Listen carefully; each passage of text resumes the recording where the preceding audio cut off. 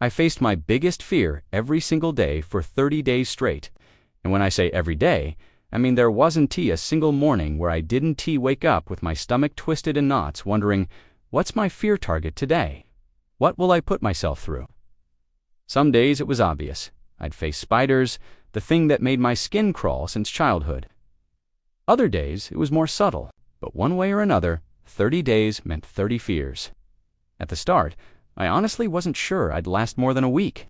By the end, I wasn't just surviving fears, I was chasing them. Day 1 was a nightmare. Public speaking, I hated it for years. I was on in front of a stadium, just a team update in front of colleagues I'd known for months. But my hands sweated, my heart hammered, and I swore everyone could see my voice shake. When it ended, I collapsed back in my chair, convinced I'd made a fool of myself. But here's the thing. Nothing catastrophic happened. People didn't laugh me out of the room. They just listened, nodded, moved on. And I realized then, fear magnifies the spotlight fivefold. In reality, the world doesn't glare at you nearly as hard as you think. That lesson lit the whole fuse. Over the next week, I stacked fears faster than I ever thought possible. On day 3, I forced myself to eat alone at a crowded restaurant without hiding behind my phone. But this time, phone away. I sat there vulnerable, feeling like everyone was judging me. Spoiler alert, they weren't. They were too busy with their own lives to care. Stepping out of that paranoia felt like liberation. Day 5, a climbing gym. Heights have terrified me my whole life. Looking up at the wall gave me jelly legs before I even touched it. Reaching the top wasn't graceful, but slapping that final hold felt like I'd just won a war. On the drive home, I couldn't stop smiling, and that smile had nothing to do with climbing. It was proof I had walked straight into the thing I feared most and came out the other side intact. By day 10, the exhaustion set in. Fear takes energy. My nervous system revved like a car engine redlining, every day, without pause. At night, my mind spun, replaying the panics. I doubted the challenge midstream, but a quiet voice kept whispering, because this is who you said you'd be, someone who doesn't back down. That kept me moving forward even on days I was shaking. One of the hardest fears came mid-month, not spiders, not heights. Apologies. There was someone I hurt years ago that I had avoided reaching out to. Day 15's fear was picking up the phone. My hands shook worse than rock climbing as I dialed their number. Twice I bailed and hung up before it rang through. On the third try, it connected. My voice cracked as I apologized. And on the other end, instead of rage, I heard quiet relief, because sometimes the scariest fears aren't external dangers. They're truths we've buried under shame. That single call lightened a decade of guilt. But not every battle ended neat and tidy. On day 20, I forced myself to sing karaoke at a bar.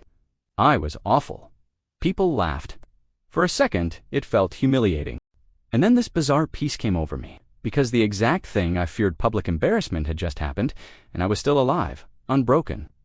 That's when I realized something crucial. Fear doesn't always guard real danger. Most often, it guards your comfort zone. Which means the moment you get laughed at and survive, humiliation loses its claws. As the days passed, psychology started catching up to me in real time. I had read about exposure therapy, the idea that repetitive exposure to what scares you teaches your brain it's safe. But now, I was living it. The amygdala, the alarm bell, screaming, "Run inside your skull," quiets after repeated safe exposures. By day 25, my body didn't shoot into panic quite as quickly. Yes, my heart still raced, but recovery was faster. Courage, I realized, is built the same way as muscle. You have to tear fibers daily. Let them rebuild stronger. Facing fear does the same to your neural circuits, because nothing major did. What happened was, I started walking into the rooms I used to avoid. Fear used to control my facial expressions, my posture, my presence. Now, fear was background noise, and that silence read as confidence. Even though inside I was still learning, the final week was wild. I started seeing fear everywhere, like a map of growth waiting to be unlocked. Pitch a bold idea at work. Do it. Ask someone an honest question I'd normally repress. Do it. Step into places I felt unworthy. Go. By day 29, I was actively chasing the discomfort rather than avoiding it.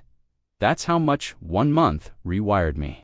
Standing on that bridge, toes over the edge, everything in my body revolted. My chest tightened, my breathing shallow, fight or flight cranked to maximum. The instructor counted down, and on 1, I froze. Every voice screamed, "Back away, live another day." But through all that chaos, I heard the one line I had repeated all month: the fear is loudest before the leap.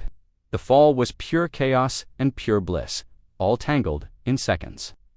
The world rushed up at me, my heart exploded, the cord snapped me back. I screamed, laughed, cried all at once. Because that moment wasn't about bungee jumping. It was about knowing fear no longer dictated what I did. That cord snapped me back, not just physically, but mentally. I was free. So what happened after 30 days? Physically, my nervous system calmed more quickly. Mentally, I rewired my patterns. Fear used to mean stop. Now it meant go. That shift changed everything. Opportunities came easier. I pitched myself for projects, approached strangers, told the truth when it mattered. Even my voice sounded different, firmer, clearer because it wasn't trapped under fear.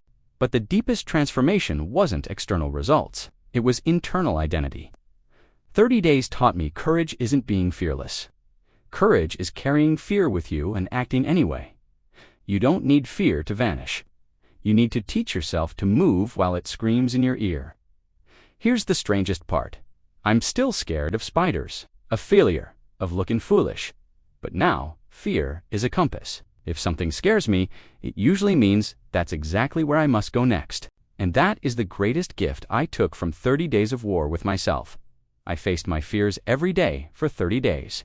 And it didn't erase fear, it erased its control.